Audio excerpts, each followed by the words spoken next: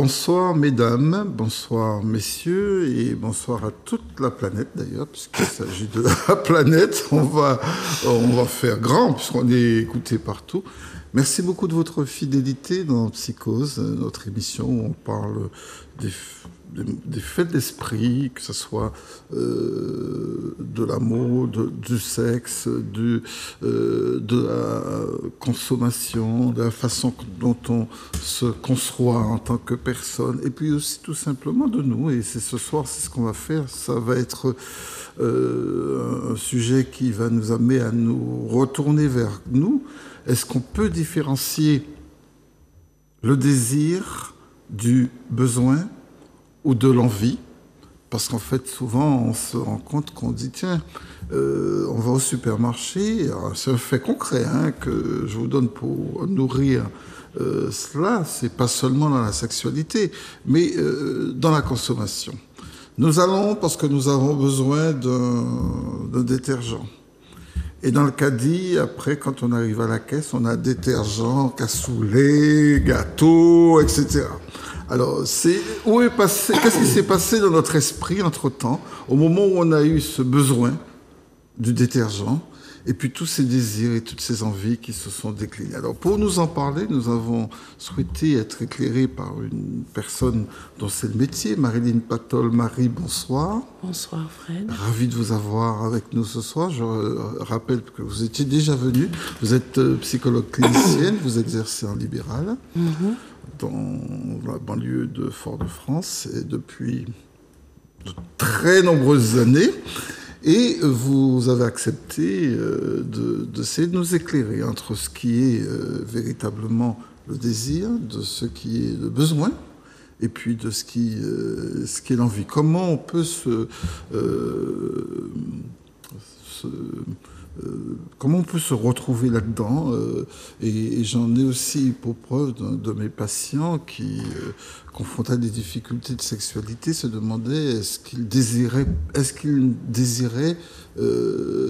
sa femme. Alors moi, je lui pose la question, est-ce que vous en avez envie de temps en temps? Et il a été très étonné que je dissocie désir, parce qu'il avait peur de ne plus désirer sa partenaire, en l'occurrence sa conjointe, et puis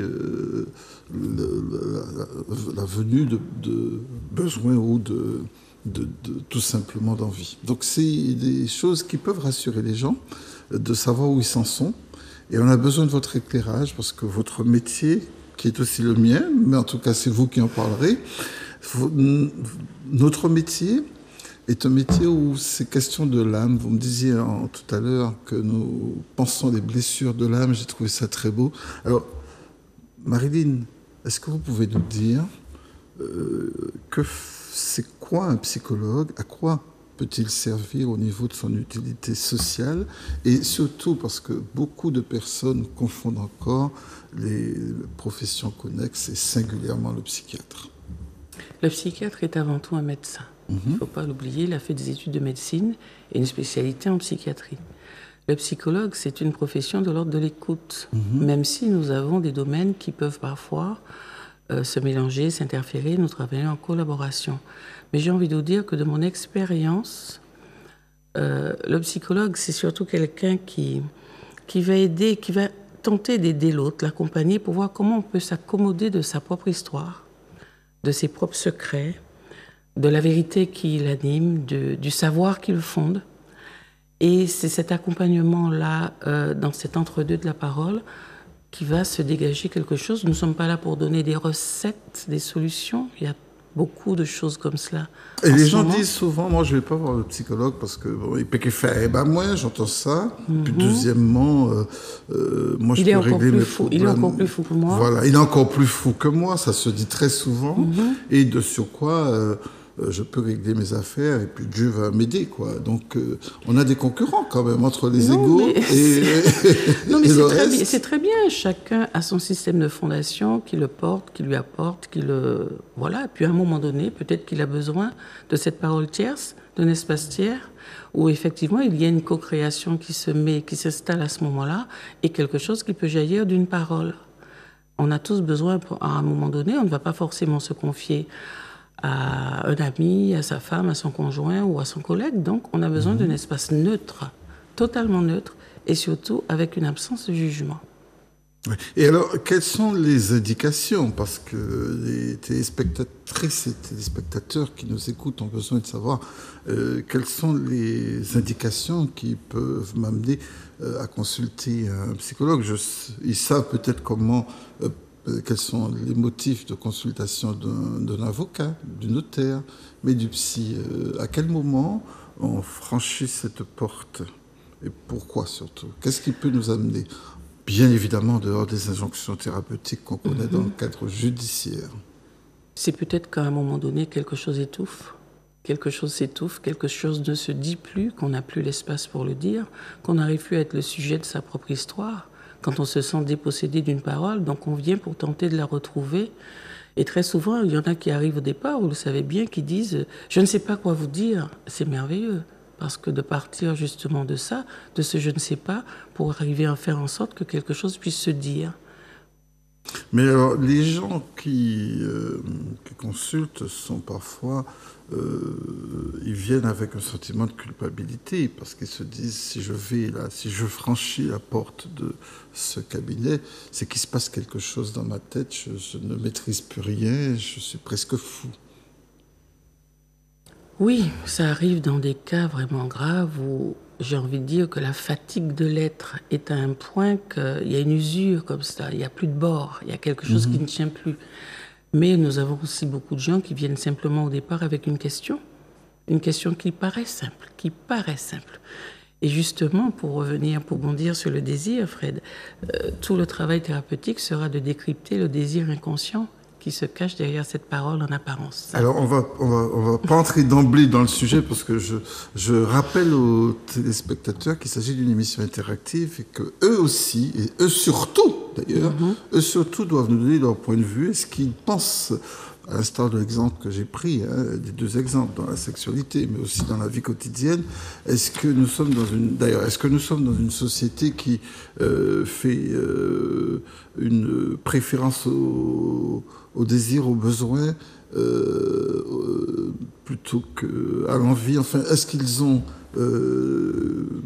tous le même niveau dans notre société? Qu'est-ce que notre société priorise lorsqu'on achète à Noël et qu'on paye à Pâques pour reprendre la publicité d'une très grande enseigne de meubles?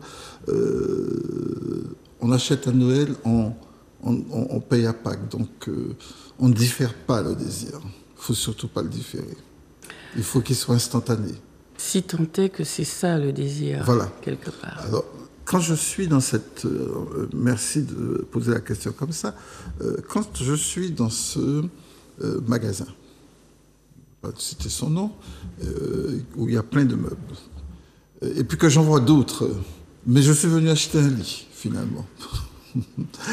Qu'est-ce qui me motive, Marilyn, pour que je ressorte avec une cafetière électrique, pourquoi pas d'ailleurs un four micro-ondes en même temps, puisque dans la plateforme, tout est fait justement pour canaliser mon désir. C'est un bel exemple, ça, parce que justement, au départ, vous avez besoin d'un lit.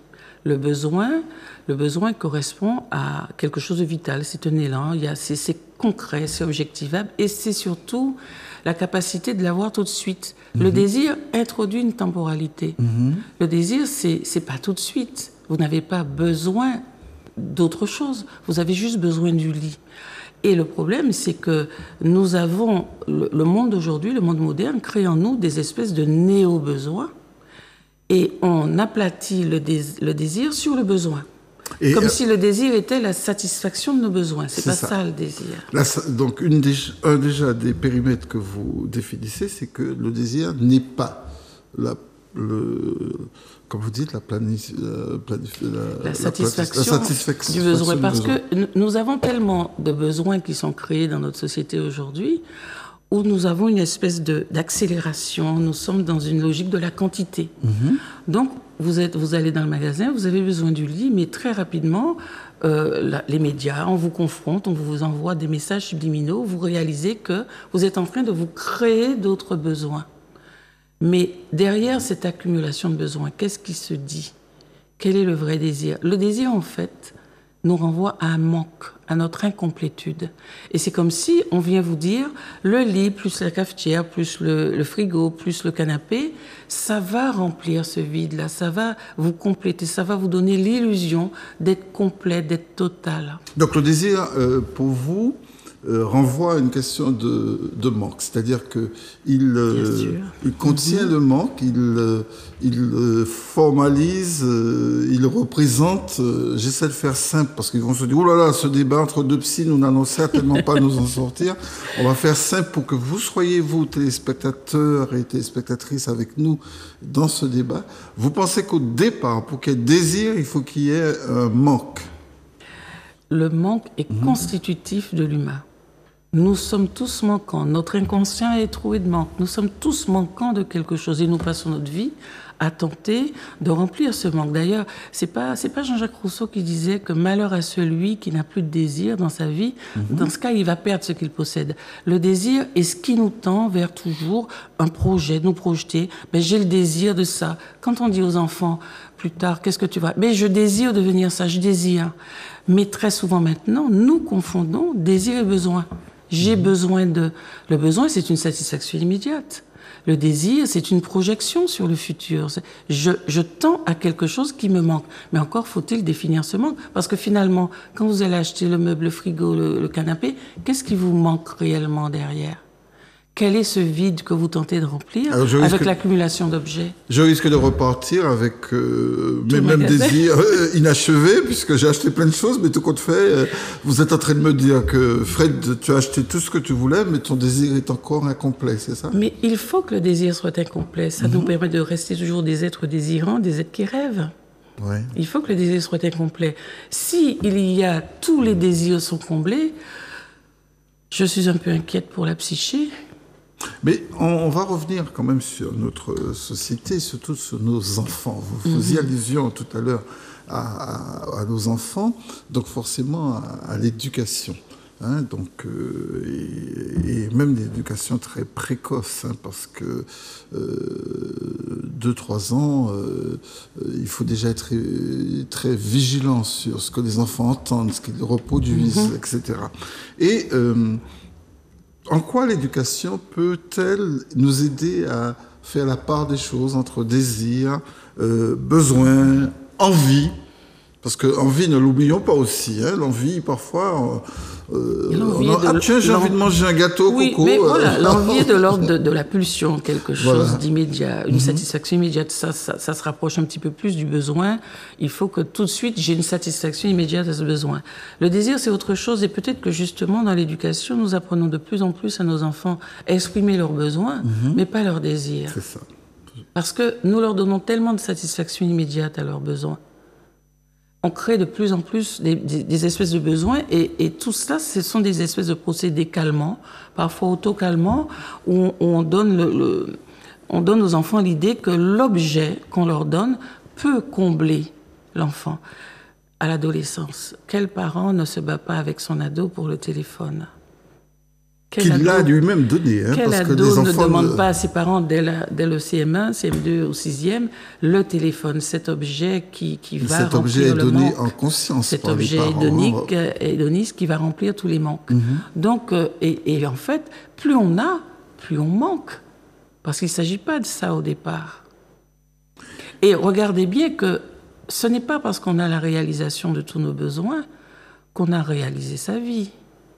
Nous sommes bien d'accord. Mais alors, pour reprendre le cas concret de l'éducation, quel discours, quelle posture doit-on adopter auprès des enfants qui n'arrivent pas en fait à dissocier ce qui est besoin, envie et désir? Et nous, communauté d'adultes éducative, que ce soit les parents, les éducateurs à tous les niveaux, comment on peut aider les enfants à bien faire la part des choses? Je reçois de plus en plus d'enfants très jeunes amenés en consultation avec une inquiétude des parents.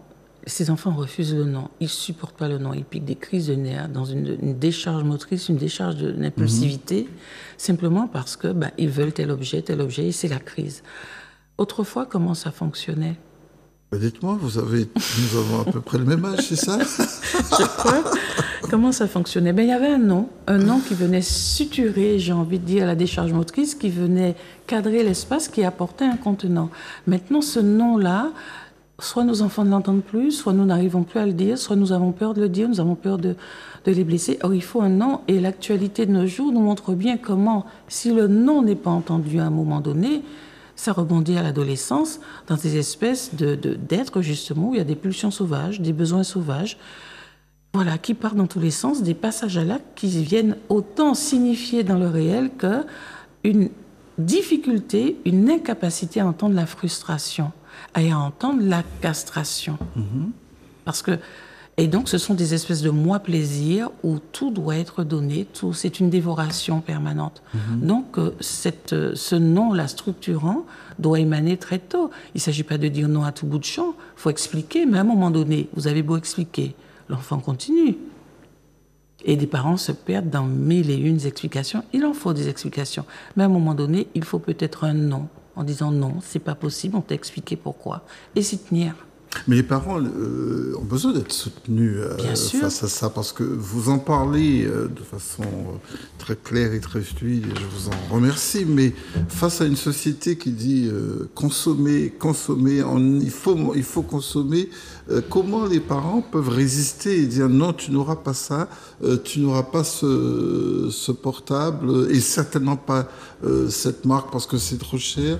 Comment on peut aider? Est-ce que vous pensez qu'il y a quelque chose de plus collectif qui peut soutenir l'isolement de ces parents? C'est-à-dire que le social de nos jours ne favorise pas, c'est vrai, le consentement à une perte.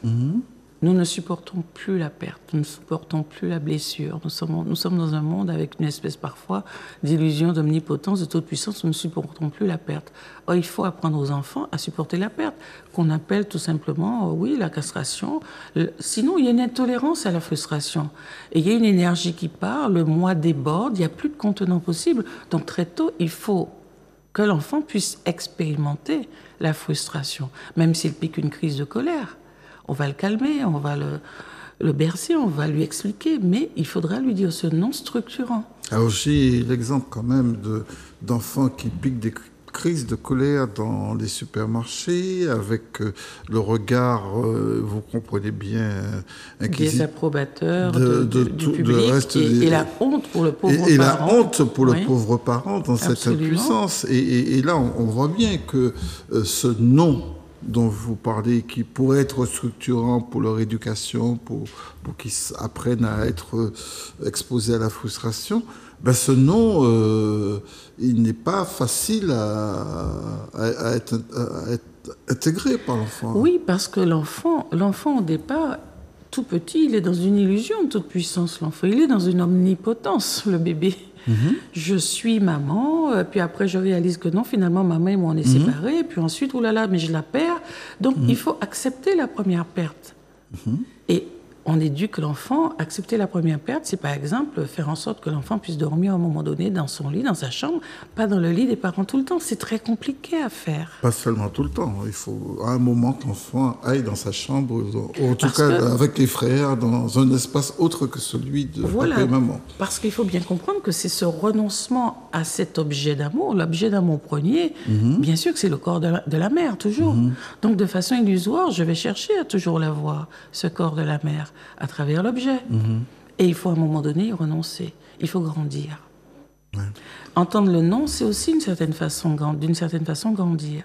Alors, on parle des enfants, mais des adolescents, ça va être encore plus complexe, parce que les adolescents sont confrontés un peu plus exposés aux pressions sociales. D'autant plus que la période de l'adolescence est une période tellement difficile. Perturbation corporelle, transformation de soi, transformation du corps, entrée dans la sexualisation. Ce sont des périodes où ils sont à la fois étrangers à eux-mêmes et étrangers aux autres.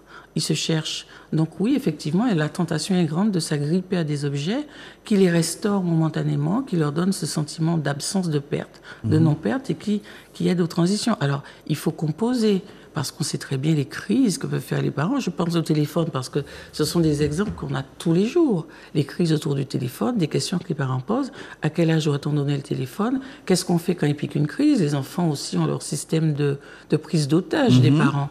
Ah, mais j'ai pas le téléphone, mais je travaille pas. Mais je fais pas ci, je fais pas ça. Bon. Donc, c'est un accompagnement. Ce sont des nouvelles, pas des nouvelles parentalités, mais de nouvelles façons de poser la loi. Et on voit bien comment dans le monde d'aujourd'hui, poser la loi est compliqué. Mais nous sommes aussi des adultes. C'est compliqué pourquoi, au fait, parce qu'elle est écrite en plus, la loi. Si on est dans des sociétés judéo-chrétiennes, par exemple, elle est écrite, elle est transmise. Et vous dites que ça a l'air... Peut-être qu'il y a un défaut de transmission de nos jours. Oui. Qui doit la transmettre, alors, cette loi? Autrefois, vous aviez une loi sociale très forte. Il y avait la loi religieuse, il y avait la loi des parents, il y avait la loi... vous ne pouviez pas sortir. Même le voisin était aussi un vecteur de cette loi. Maintenant, plus maintenant, c'est terminé. Et c'est bien pour ça que nous avons de plus en plus d'enfants rois aussi. D'enfants à qui on n'ose pas dire non. Et ça, très tôt, même les philosophes grecs l'avaient dit. Si on n'est pas d'interdire un enfant, c'est comme ça qu'on crée des tyrans. Mais malheureusement, j'ai l'impression que ce n'est pas encore suffisamment entendu ou suffisamment intégré, puisque des tyrans, il y en a de plus en plus. Notre société... Parce que nous sommes dans une époque propice au narcissisme. Avec la délinquance, nous sommes une époque propice au narcissisme où il faut toujours qu'on ait plus, parce que ce narcissisme n'est jamais comblé. C'est un monstre intérieur, le narcissisme. C'est jamais comblé, donc il faut toujours plus d'objets, plus de ceci, plus de cela. Donc à un moment donné, le sujet ne renonce pas. Il ne renonce pas. Il faut aussi parfois... alors la frustration, quand on ne l'a pas apprise, comme dans l'éducation, parce qu'on n'a pas su dire non, on a élevé des petits-enfants rois qui, au fur et à mesure, à l'adolescence, passent à l'acte. Est-ce qu'à un moment, il ne faut pas que la loi prenne le dessus avec, évidemment, la question de la sanction? On est en plein dedans en ce moment, justement, au niveau national. Parce qu'on est confronté quand même à une augmentation inquiétante de la délinquance des mineurs, tout au moins en France.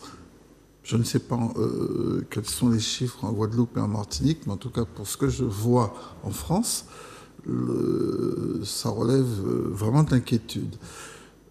La question est de savoir, est-ce que la sanction permet de faire la part des choses une fois pour toutes, ou alors elle vient juste poser un acte, mais elle ne pense pas ces blessures, à savoir cette difficulté qu'on a à accepter la frustration. Est-ce que la sanction de ce côté-là permet cette réparation? C'est-à-dire que donner une réponse globale est difficile, parce que nous avons affaire avec des individus, avec leur trajectoire, leur histoire, leur cassure, leur blessure. Donc c'est compliqué de donner une réponse globale. Mais très souvent, quand les enfants posent problème à l'adolescence, des années avant, en amont, il y a des signes avant-coureurs qu'on peut voir, qu'on peut décrypter. Il n'y a peut-être pas suffisamment de prévention, et pourtant, il y a le désir de faire de la prévention, mais... on va regarder surtout les besoins pour réparer, mais on ne va pas justement analyser ce qu'il y a derrière, ce qui se joue dans les familles. Il faut agir très tôt. Les enfants de nos jours, avant l'adolescence, oui, il fallait attendre la puberté pour entrer l'adolescence. Maintenant, j'ai l'impression, dès le CE2, d'avoir devant moi des petits préados. Il y a quelque chose d'une sorte de précipité avec nos modernités, donc il faut agir beaucoup plus en amont. Il faut aider les familles. Effectivement, il faut agir beaucoup plus en amont. Nous sommes dans une société avec une féroce compétition. Et puis, quelque part, nous sommes dans un monde globalisant désenchanté. Si on regarde l'actualité en ce moment, le monde est désenchanté. Et cette désespérance-là du monde, nos enfants aussi la captent. Nos enfants aussi la captent. Alors, je ne dis pas ça pour les excuser. Je fais un constat froid. Mais il faut agir beaucoup plus en amont parce que très tôt, on peut voir des graines je dirais, de dérive très tôt chez les enfants, chez les petits. Et ça, on peut, plus c'est précocement pris en charge, moins on a de risques de dégradation. C'est-à-dire que quand c'est pris en charge de façon plus précoce, on a le temps de comprendre le symptôme, de l'analyser et de mettre un sens. Là, quand on prend à l'adolescence, quand le symptôme est criant et qu'effectivement ça paraît hors de sens, c'est très compliqué parce que les possibilités de penser, le passage à l'acte vient À un moment donné, quand il n'y a pas la pensée, quand il n'y a plus la possibilité de penser, quand à un petit moment, le psychisme est brûlé pour un moment. Donc le passage à l'acte vient colmater de façon imaginaire ou illusoire cette douleur, ce manque à être et toutes les brûlures de l'histoire. Donc à ce moment-là, c'est très compliqué pour ces ados-là de mettre de la pensée. Il faut du temps. C'est pour ça qu'agir en amont est, à mon avis, préférable.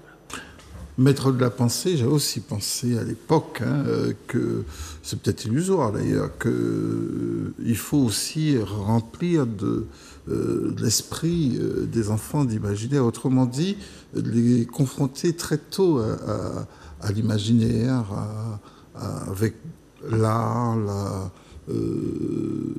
les contes, bref, tout ce qui peut nourrir cet imaginaire de façon à ce qu'il ne soit pas vidé justement de ce contenu et exposé au passage à l'acte, Marilyn.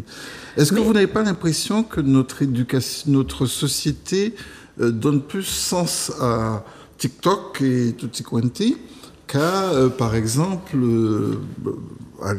Petit Sanson ou Compère Lapin, parce que je ne vais pas prendre Blanche-Neige. Mais TikTok rentre exactement dans cette société d'aujourd'hui avec l'immédiateté.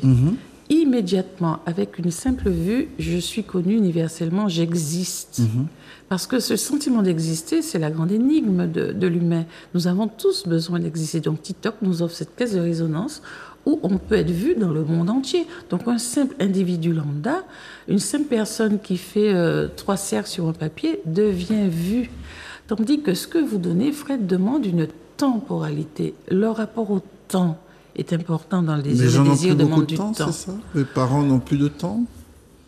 On passe trop de temps dans les embouteillages? Je ne sais pas, dites-moi. Notre monde va vite, mais même dans les embouteillages, on peut parler avec les enfants, on peut chanter, on peut raconter un conte. Je pense, oui, je suis intimement convaincu de ça. Mais nous, adultes, nous avons aussi un souci avec le temps. Nous courons après le temps, nous courons après nos vies. Donc les enfants aussi nous voient, nous transmettons ça. Je reçois des parents épuisés quand ils rentrent le soir, après une journée de travail. Ils sont dans un épuisement et il faut s'occuper des enfants. Et un enfant demande un investissement, un enfant demande du temps. Il a besoin de raconter la bobologie du quotidien. Un tel m'a fait ci, la copine m'a fait ça. Il a besoin de ce temps. C'est pas évident pour les parents. Alors si j'ai bien compris, le temps non plus ne facilite pas les choses. Le rapport au temps. Le rapport au temps, oui, précisément, puisqu'en fait, en réalité, ça nous donne ça donne plus priorité à la satisfaction immédiate de nos besoins, de nos envies, plutôt que de construire nos désirs, les aménager, voire les consolider, puisque c'est encore à cause du temps, vous êtes en train de dire, à cause de ce rapport au temps qui est difficile pour nous, que nous avons tendance à vouloir satisfaire nos besoins. Nous sommes dans une période aussi nous adultes aussi, de jouissance immédiate. Nous voulons tous jouir de nos vies, de notre temps. Nous voulons être professionnellement performants. Nous voulons aller à la salle de sport en rentrant. Nous voulons avoir une vie sociale. Voilà, nous avons un empilement de besoins qui deviennent de nos besoins qui deviennent des désirs, un empilement de désirs. Donc, dans tout cela, et on veut un enfant. J'entends beaucoup d'enfants dire ça, mais j'ai envie. Voilà, j'ai envie. Les enfants aussi tombent très vite dans ça, j'ai envie. Mais ils sont aussi nos caisses de résonance, les enfants. Les nôtres, en tant qu'adultes. Nous aussi, nous avons des accumulations d'objets. Vous, dans votre salon, avec tout ce que vous venez de décrire, nous avons aussi des accumulations. Donc, nous devenons esclaves de la quantité. Nous devenons des esclaves de la quantité. Pour remplir, selon vous, un vide existentiel, quoi, qui est mais le monde nous présente des objets et la publicité est tellement bien faite pour nous dire, voilà ce dont tu as besoin. On peut renoncer aux objets. Je vous ai parlé tout à l'heure du renoncement, de ce difficile renoncement, de ce nécessaire renoncement parfois, pour que l'enfant aussi puisse entendre le nom dans cette faille. Je peux aller dans cette fameuse plateforme de meubles, même si on me dit achetez à Noël, vous allez payer à Pâques et que je n'ai même pas de quoi payer à Noël, je peux simplement regarder que le lit et repartir avec mon lit. Exactement. Mais qu'est-ce qu'il me faut pour que je puisse faire ça? Il faut être fort quand même. Non, c'est-à-dire qu'il faut sortir du moi plaisir de temps en temps pour accepter l'épreuve de réalité. Oui. C'est soit vous avez l'argent, vous pouvez acheter tout le magasin, dans ce cas, il n'y a pas de problème. Soit vous ne l'avez pas. Et ça, c'est l'épreuve de réalité. Parce que quand on nous dit acheter aujourd'hui puis demain, nous tablons sur notre manque. Oui, mais est-ce que justement le fait qu'on me dise allez, sans compter, je vais me faire jeter par les magasins. Bon, après, on fait. Je sais que j'ai pas d'argent, on verra bien avec le banquier, mais au moins ça évite la dépression. Ça évite le sentiment de perte. Ouais. Oui, cette acquisition d'objets nous évite le sentiment de vide, nous évite le sentiment de manque, nous évite le sentiment d'incomplétude. Mais sauf que c'est une incomplétude illusoire, parce qu'une fois que vous avez votre salon rempli, il y aura d'autres choses, d'autres besoins qui vont se créer. Et derrière tout ça, quelle est la réalité de votre désir ? Le désir d'exister, le désir de vous sentir comme les autres. Voilà. Quel est le désir ? Ça répond à quoi ? Et c'est tout à fait différent du besoin. 71 27 07, vous voyez apparaître sur cette bande en te remerciant évidemment Grégory qui est notre réalisateur technique. Je vous rappelle que vous pouvez, c'est pas un débat philosophique, c'est pas une conversation entre psy, c'est vous qui donnez votre point de vue sur justement ce mélange entre désir d'un côté, envie et besoin. Qu'est-ce que c'est que cette société qui donne la priorité aux satisfactions immédiates des besoins? Est-ce qu'il y a un risque que ça se dégrade si notre société dit tout de suite? C'est vous qui devez aussi nous donner votre avis, parce qu'il y a dans le quotidien évidemment des répercussions, et singulièrement dans les relations amoureuses. Et ça, j'y vais directement. On est... je vous parle de l'interrogation de ce patient qui se demandait, qui craignait de ne plus désirer sa conjointe. Et pour lui, c'était quelque chose d'extrêmement violent, en se disant, il faut que j'arrête, je vais même arrêter les relations sexuelles parce que je crains que je ne la désire pas. Et moi qui lui pose la question, est-ce que de temps en temps vous avez envie d'elle? Il me regarde. Parce qu'il n'avait pas ce sentiment il avait l'impression que c'est le désir qui doit commander la sexualité. Qu'est-ce que vous en pensez, vous? Est-ce que ça ne peut pas s'arrêter qu'au stade de l'envie ou du besoin? J'ai besoin de me libérer un petit peu, de me détendre. Est-ce qu'il faut forcément du désir? Non, il y a il faut un désir quelque part. Il faut un manque, toujours. Ça part toujours du manque. Hein. Ça part toujours du manque. Le désir sexuel, en fait, il surgit quand on renonce à faire de l'autre un objet d'emprise, un objet de son désir, une chose à consommer. Maintenant, de temps en temps, oui, on a envie de consommation. Donc, on a envie de l'autre. Alors, reprenez ça en termes simples pour que tout le monde entende. Vous êtes en train de me dire, je reformule, que le désir sexuel, il prend... Le désir est quelque chose qui est beaucoup plus vaste que la simple envie. L'envie de l'autre, c'est une consommation immédiate. Oui. C'est comme un besoin. Une consommation immédiate, j'ai envie. Mais je mets au défi quelqu'un de me dire que de temps en temps, on ne s'est pas dit, après une consommation, mais qu'est-ce que je fais là? Écoutez, il y a des patientes qui me disent, oui, j'y vais, mais j'ai l'impression de faire mon devoir conjugal. Donc, il n'y a même pas d'envie. Il n'y a pas d'envie, il y a une sorte de règle. Il n'y a pas de désir, il n'y a pas d'envie. Pourtant, il y a une sexualité. Donc, vous appelez ça une sexualité? Donnez-moi le sens de ce que je viens de dire. Alors, il y a une soumission, quand il n'y a pas de désir... il y a une soumission à l'envie de l'autre. D'accord. Si vous me donnez l'exemple de ces patientes, il y a une soumission à quelque chose, une servitude volontaire. Comme quoi, les pires tyrans sont ceux qui sont dans nos têtes. Il y a une servitude volontaire pour gagner la paix. Toutes les femmes savent faire ça. Je gagne ma paix. Bon, mais c'est pas ça le désir. Le désir, c'est justement, il demande la reconnaissance de l'altérité de l'autre. L'autre n'est pas un objet que je peux consommer. Donc je peux mettre une temporalité à mon désir si l'autre ne veut pas. D'accord. Autrement, l'envie, c'est que l'autre est un objet d'emprise. J'ai envie, il faut que j'ai une satisfaction immédiate. Donc, c'est très subtil, cette chose. Oui, mais on n'est pas... Alors, c'est subtil, oui, mais la sexualité, ce qui complique les choses, c'est lorsqu'on est deux, parce que... Mais quand tous les deux ont envie en même temps, ça va. Mais ça si fonctionne. un a envie et puis l'autre se contente de désirer, est-ce que ça marche?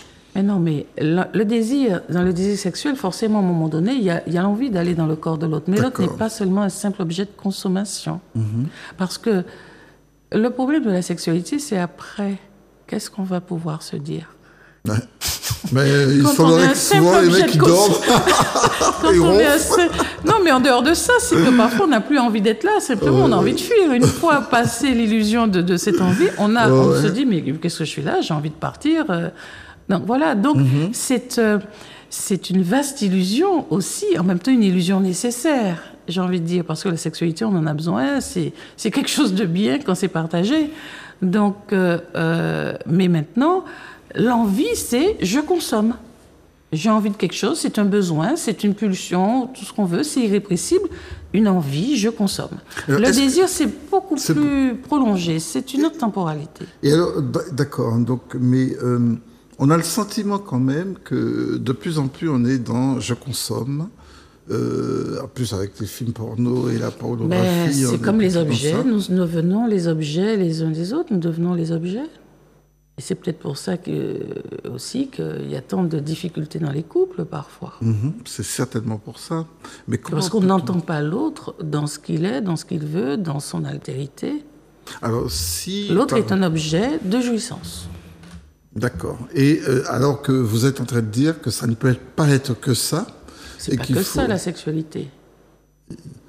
On ne va pas rentrer dans des débats. Justement, on a une émission grand public, donc on ne va pas rentrer dans des considérations psychanalytiques. Non, surtout pas psychanalytiques, mais on va essayer au moins d'expliquer aux gens que vous êtes en train de me dire que ce n'est pas que de la jouissance. C'est-à-dire que l'objet n'est pas... Non, je suis en train de vous dire que la jouissance n'est pas que de la consommation. Que de la consommation. C'est pas pareil. Oui, n'est pas que de la consommation. Il faut qu'elle prenne appui sur le désir. Il faut qu'elle prenne appui sur vraiment le désir de cet autre-là. Et alors, pour désirer l'autre, qu'est-ce qu'il faut prendre en considération chez l'autre? Désolé d'être très pragmatique, mais ça ne s'explique pas le désir. Cet autre-là, pourquoi lui et pas un autre, pourquoi elle et pas une autre, ça s'explique pas. Ça s'explique pas. Il y a quelque chose comme ça d'une rencontre à ce moment-là. Maintenant, les vraies rencontres peuvent être plutôt rares. On est plutôt dans les rencontres de l'ordre de l'envie. D'accord. Et pour prolonger cette envie, que ça devienne une vraie rencontre, ça demande autre chose. Ça demande du temps aussi. Toujours la question du temps. Ça demande du temps, ça demande aussi l'envie de ne pas justement considérer l'autre comme une prise. C'est pas une prise de guerre. C'est un partage. On rentre dans une zone d'interaction où on va se mettre à connaître l'autre. Et c'est peut-être ça qui va ouvrir le désir, c'est quelque chose de plus intense. D'accord. Alors, troisième aspect qui est préoccupant dans cette... on a parlé de la société de consommation, on a parlé de la sexualité, mais il faut aussi parler dans les relations quotidiennes, dans le quotidien, dans les relations qu'on a avec les autres, particulièrement au travail, par exemple, où j'ai en tête cette fameuse pyramide qui tient compte surtout des besoins, soit dit en passant, la pyramide de Maslow. Oui, la pyramide de Maslow. Mais qui est très connue dans le monde du travail. C'est un bon outil, qui permet de savoir la motivation des personnes. Oui, la motivation. Mais je reviens à ma question, quand on va travailler, demain vous travaillez à votre cabinet, moi aussi. Qu'est-ce qui nous motive? Le désir d'y aller? Le besoin d'avoir de l'argent? Nous sommes de mauvais exemples. Parce que nous avons cette chance, en tout cas moi, je parle pour moi, cette chance inouïe d'être bien dans notre travail. Oui. D'être à l'aise, d'être bien. C'est pas donné à tout le monde. C'est pas donné à tout le monde. Il y a beaucoup de gens qui subissent leur travail. Il y a des gens qui sont dans des situations de difficulté, de harcèlement moral, professionnel. Il y a des gens qui subissent leur travail. Et puis il y en a d'autres. Voilà. Qu'est-ce qui fait que je peux réussir ou pas? À quels besoins? Oui, les besoins fondamentaux doivent être d'abord satisfaits dans le travail. Ça me permet de me nourrir. Et après, nous ne sommes pas seulement dans nos besoins physiologiques, nous avons besoin d'une élévation de quelque chose, de trouver du sens. Et si nous ne trouvons pas de sens, nous ne pouvons pas rentrer dans un désir, nous ne pouvons pas rentrer dans un plaisir d'aller à notre travail tous les jours. Il faut du sens. Il y a énormément de gens qui perdent le sens de leur travail parce que ça ne correspond plus à ce qu'ils en attendaient, ça ne correspond plus... Il y a des tragédies qui sont passées, il y a des harcèlements, il y a un chef avec qui je ne m'entends pas, des collègues avec qui ça ne va pas. Donc on perd le fil et ils se perdent. Ils se perdent, mais est-ce que ça s'entretient? Est-ce qu'on peut cultiver? Est-ce qu'il y a des stratégies de management qui peuvent permettre aux personnes d'être au-delà de ce besoin physiologique d'avoir le salaire de la fin du mois? Pour l'instant, je ne vais pas rentrer dans l'accompagnement au manager, mais je veux simplement dire qu'il faut que les individus aient du sens, qu'ils trouvent du sens à ce qu'ils font. Ils doivent trouver du sens.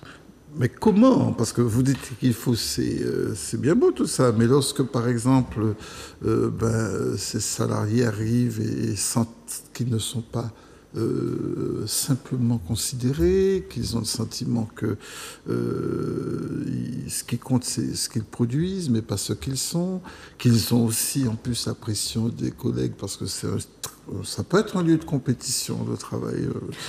Notre époque étant tellement narcissique, c'est vrai qu'il y a une sorte, ça fait longtemps que nous travaillons, on a l'impression qu'en ce moment, il y a une sorte de basculement. Il y a de plus en plus, j'entends de plus en plus de cas de harcèlement. Alors à se demander, y a-t-il de plus en plus de perversion au niveau du monde du travail, dans les stratégies managériales, dans les demandes de production, dans ce qu'on demande aux individus, où les individus ont de plus en plus l'impression de n'être que des objets qui sont là pour assouvir les besoins d'une boîte, d'une société. Et il faut... et de plus en plus de burn-out. Donc oui, on peut se poser la question, ça demanderait vraiment une autre émission en soi, hein, Fred? Ben, vous êtes la bienvenue, Marilyn, vous êtes la bienvenue. Donc, dans le travail, vous me dites que c'est... Quand je vous écoute, j'ai l'impression qu'on y va pour la base de la pyramide, c'est-à-dire vraiment pour les besoins, et que si vraiment tout se passe bien en soi et dans les rapports aux autres, c'est-à-dire... Il y a des gens dans cette pyramide qui s'éclatent à leur travail. Mais à quel prix? Ils s'éclatent, mais ils passent des heures et des heures et des heures. Oui, ça bouffe leur vie. Ça bouffe leur vie de couple, de parents. De couple, de parents, de tout. Et à un moment donné, c'est le corps qui craque. C'est le burn-out. Et même en allant plus loin, des moments où la reprise est impossible et où, à ce moment-là, on perd le sens. Donc, dans cette satisfaction que cela leur donne, il ne faut pas qu'ils s'oublient, qu'ils oublient de vivre. Alors chacun, nous sommes tous des êtres différents, chacun donne à ce mot le sens qu'il veut, vivre. Mais il ne faut pas qu'il s'oublie. Et vous pensez que notre société nous donne cet espace pour penser à soi? Est-ce que vous avez le sentiment que... Mais on ne parle que de ça.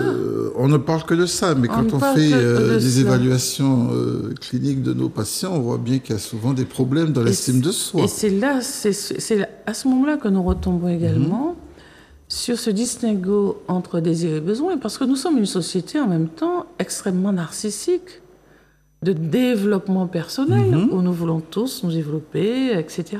C'est parfois des illusions. Hein. Mais ce sont des illusions. Ce sont parfois... Souvent, ce sont des développements impersonnels. Absolument. Ce sont souvent des illusions. Alors, je ne dis pas que ça n'a pas son utilité. Ça a une utilité ponctuelle sur le moment, mais il faut pouvoir après généraliser, faire... ouvrir un petit peu le cercle et non pas fétichiser, mais nous sommes des sociétés où nous fétichisons de plus en plus les objets, les autres, la pensée, les concepts. Voilà, on est dans une société où on assène des vérités et où nous perdons de vue le débat contradictoire, l'art de la rhétorique. Et où, si vous n'êtes pas d'accord, si tu n'es pas d'accord avec moi, tu es mon ennemi. Bon, c'est un débat, là, moi. Je ne donne pas de réponse. Hein. J'amène des questions. J'aime les débats qui ouvrent sur d'autres questions. Oui, mais en posant des questions, on attend aussi peut-être de nous certaines réponses. Alors j'ai bien compris... Il faut faire attention, les psys qui donnent des réponses. Nous donnons un éclairage, une grille de lecture sur une autre lecture possible. Et on demande toujours, moi, voilà ce que je vois, qu'est-ce que vous en pensez ? Parce que c'est quand même l'exercice clinique, c'est quand même un exercice justement où on fait appel à la liberté de l'autre. On n'est pas là pour imposer des solutions toutes faites. Bien sûr. Autrement, on n'est pas psy. Et sur la question des envies, C'est quand même important de pouvoir de temps en temps imaginer que nous ayons envie de gâteaux, envie de faire l'amour, envie d'acheter Votre mon canapé. lit, mon canapé. On ne peut pas non plus nous empêcher, nous frustrer, nous amputer de ces envies, J'ai bien Marilyn. dit, tant que vous avez la possibilité, vous pouvez acheter tout le magasin. C'est quand vous n'avez pas la possibilité, que vous vous mettez en danger au bord du vide, que c'est problématique. Qu'est-ce qui fait que vous n'arrivez pas à vous empêcher de tomber dans le vide? Alors, moi aussi, j'aime beaucoup le chocolat, j'ai envie d'un gâteau. Mais si je sais que chaque jour, je prends un gâteau, puisque je sais dans mes envies, et que je vais pleurer en montant sur ma balance à la fin du mois, qu'est-ce qui fait que je ne m'arrête pas? Donc, maintenant, je parle juste des simples envies. Je ne parle pas des gens qui ont des vraies pathologies, de boulimie, d'anorexie. On écarte ces pathologies. Je vous parle du quotidien de monsieur et madame tout le monde qui passe devant la pâtisserie du coin et qui voit un magnifique gâteau. Moi, par exemple. Moi aussi. Bon, mais est-ce que c'est un peu, on va pas dire c'est légitime, pour pas dire normal, d'avoir ces petites envies Mais bien sûr, mais elles ne... qui ne correspondent absolument pas. Et elles ne fondent mal à désir, personne. Elles ne fondent mal à personne. Mais voilà, ce n'est pas un désir, c'est pas un besoin. Cette envie que nous avons irrépressible se transforme en besoin parce qu'on se dit, oh là là, mais j'ai besoin de ce gâteau là ce soir, j'ai besoin de ce canapé, j'ai besoin de ce lit tout de suite. Ça obéit derrière à quel désir? Ça vient masquer quel manque? Voilà. Une contrariété qu'on a eue un petit peu en amont, une mauvaise journée, un besoin de se faire du bien. Le chocolat est un antidépresseur naturel, c'est ce qu'on dit. Bon, ça correspond. Quel est le désir qui sous-tend? Ça part d'où ce désir? Mais est-ce que je peux identifier ce manque? On passe nos vies avec des manques qu'on n'arrive pas à identifier et on est comme des zombies avec nos manques sans savoir de quoi nous manquons. Alors, nos petits manques du quotidien, du gâteau au chocolat ou d'aller au cinéma, c'est pas bien grave. Mais quand le manque, comme je vous dis, nous conduit au bord de la faille, là, il faut l'identifier. Mais est-ce que le manque, souvent, n'est pas plus profond? Est-ce que c'est pas un manque qu'il faut chercher dans le non-non de notre vie, de notre personnalité, de notre identité? Comment on peut avoir accès à ce manque? Comment on peut savoir ce dont on manque? Mais c'est ça, tout le travail sur soi, tout le travail thérapeutique, quel que soit le biais que l'on prend. Il faut le rappeler, ça. C'est pour ça que je vous ai posé la question, madame. Parce que le temps du désir ne se réduit pas, il ne se conclut pas dans la captation d'un objet, qui est une captation imaginaire, justement, d'un manque à combler. L'objet va nous satisfaire un moment. Et puis après, on va se dire, bon, ben, qu'est-ce qui me manque? Est-ce que quand on dit « tu me manques », c'est déjà un pas pour exprimer le désir? Bien sûr. Et puis c'est beau à entendre, il faut dire ce qui est. Il faut se dire ça plus souvent. Vous entendez, hein, mesdames et messieurs, « tu me manques ». Et c'est vrai, pendant que je vous écoutais, je pensais à cette phrase, effectivement. Quand quelqu'un nous manque, il faut savoir le dire aussi. Il faut savoir le dire. Ouais. Ça fait du bien au cœur, ça fait du bien à l'âme. Très bien, merci beaucoup d'entendre ça. Écoutez, qu'est-ce qu'on peut dire à des personnes qui nous écoutent, qui nous regardent, qui n'appellent pas forcément, mais ce n'est pas bien grave, on sait qu'ils nous regardent, c'est important. Le sujet est complexe aussi. Le sujet est complexe, mais je pense qu'il est d'autant plus complexe qu'il peut interroger soi-même, donc on a tendance à garder des attitudes un peu défensives, on ne téléphone pas. Mais vous pouvez quand même le faire. Il reste encore très peu de temps, donc profitez-en. Qu'est-ce qu'on peut dire aux gens qui sont en perpétuelle interrogation sur leur désir? Est-ce qu'on peut imaginer une personne sans désir, Marilyn? Est-ce que toutes les personnes ont un capital désir avec lequel ils peuvent compter? Ou est-ce qu'on est... Si on est sans désir, on est dans ce qu'on appelle, les psys, une pensée très opératoire, hein, très factuelle sur l'objet et tout. Et c'est presque mortifère. Le désir, c'est du vivant. C'est l'appel de la vie. C'est du vivant, le désir. Et c'est une ligne de fuite permanente parce que le désir, il est renouvelé, il est renouvelable. On peut partir du principe, parce que c'est très important si je vous ai ma question, elle n'est pas innocente, on peut partir que tout un chacun dispose de la possibilité de désirer Y compris la personne qui est dans la rue, dans une situation d'exclusion totale, qui est catégorie de SDF. C'est une personne qui a il faut quand même que les besoins fondamentaux soient comblés. Il ne faut pas qu'on ait faim, qu'on ait soif, qu'on ne se sente pas exister. Je vous donne un exemple. Vous connaissez le jeu du solitaire. Oui. Pour que ce jeu fonctionne, il faut une place vide. Il faut un manque. Donc, pour qu'il y ait mouvement, il faut qu'il y ait le manque. Parce que si tous nos besoins sont satisfaits, quelle va être la ligne de fuite du désir? Qu'est-ce qu'on va désirer? C'est triste. On va se réaliser à ce moment-là que notre vie, nous vivons une vie où le désir est absent. Où le désir est absent. Quel est le risque s'il n'y a pas de désir? On perd notre identité, notre humanité. Vous pensez que c'est le fondement de l'humanité de pouvoir désirer? Ça peut conduire à la mort, ça peut conduire au suicide, je pense. Oui. Sans projection, sans capacité. Et c'est bien ce que nous avons chez nos jeunes au risque de l'adolescence. Je pense qu'il faut insister dessus, c'est vrai. C'est un risque et il faut... Parce que beaucoup de dépression se cachent derrière cette avidité de besoin, cette avidité de désir, de besoin. Et d'envie. Et d'envie, et où le désir est absent, parce qu'ils ne savent pas capter quelle est la réalité du désir. Alors qu'il est peut-être quelque part coincé dans Il est coincé, mais il faut un maillage lent, parce que nous savons, l'être humain, nous sommes forts pour développer toutes sortes de stratégies d'évitement. D'évitement. Ouais. Et donc, on peut imaginer que tant qu'on vit, tant qu'on est vivant, tant qu'on est debout, on peut encore désirer. Oui, on peut désirer. Il n'y a pas de, ça ne diminue pas avec l'âge. Si j'ai 80 ans, moi, j'entends des fois déjà, même pour la question de la sexualité, moi ça veut dire que, Panissa encore, vous êtes en train de me dire que c'est quelque chose qui se prolonge dans la vie autant qu'on puisse. Tant qu'on est vivant. Oui. Tant qu'on est vivant et qu'on accepte l'échange avec l'autre, l'interaction. Tant qu'on est vivant. Ah. Le désir, c'est la vie, c'est du vivant. Et sans ça, on peut mourir. Oui.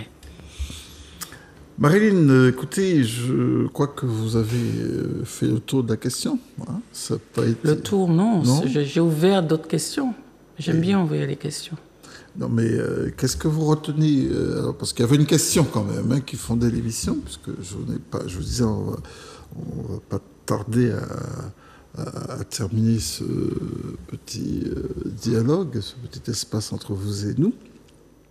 Qu'est-ce qu'on peut tirer comme différence, puisque c'était, faut-il différencier le désir du besoin et de l'envie? Bien sûr qu'il y a une différence. Alors laquelle? Je vous l'ai dit, il y a déjà le rapport... La pédagogie, c'est l'art de la répétition, ma chère consoeur. Donc répétez. Il y a le rapport au temps, la satisfaction immédiate du besoin, mais qui n'est pas de l'ordre du désir. Le désir, le désir se fonde bien sûr sur les besoins, mais il va plus loin, il peut aller plus loin, et il faut aller plus loin. Ne pas se contenter de la satisfaction immédiate du besoin. Ok, ça se satisfait, et après. Je dis toujours, et après, et après, et après. Donc il faut pas se laisser enfermer dans ces injonctions sociétales qui nous disent il faut satisfaire vos besoins et oui, surtout ce sont des fétiches. Au bout d'un moment, on fétichise ça, et on est prisonnier du fétiche. Vous savez que c'est le fondement de la société capitaliste que de consommer. Donc on fait comment alors? On rentre dans un autre débat. En tout cas, je vous remercie vraiment d'être venu nous parler de ce sujet qui était, je reconnais, très difficile. Pour le mettre au niveau que tout le monde puisse comprendre. Non, on a bien compris que, moi, si je reformule, au-delà, il y a quand même le désir. Vous le mettez quand même sur un autre un autre niveau, le désir. Hein. J'ai l'impression que vous hiérarchisez quand même et que vous mettez quand même à une échelle plus importante, plus structurante pour notre personne, le désir, que la seule satisfaction des besoins et surtout des envies. Je ne sais pas si je le mets sur une échelle plus importante. Je dis simplement que les choses sont différentes.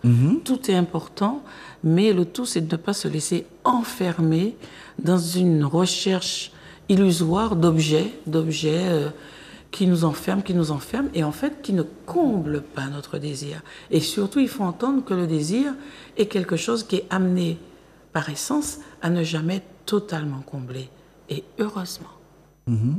Qui ne peut pas combler, c'est-à-dire qui ne peut pas être comblé ou comblé? Le désir ne peut pas être totalement comblé, d'accord. Parce qu'autrement, il n'y a plus de désir. Très bien. Merci Marilyn, on vous retrouvera très certainement pour une autre émission, puisque vous avez pris l'engagement qu'on parle un peu des relations au travail, ce serait peut-être bien C'est une prise de tâche en direct.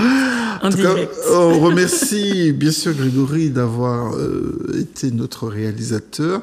On se retrouvera le mois prochain pour une prochaine édition de Psychose, où peut-être que cette fois-là, nous aborderons à nouveau des sujets paranormaux comme les zombies, les drôlistes, et tout et pas avec vous. Hein, non, vous en avez peur? Pas du tout. Mais j'ai peur de ne pas savoir en parler. Très bien. En tout cas, un grand merci et on se retrouve. Surtout, prenez tous et toutes bien soin de vous. À la prochaine. C'était très bien.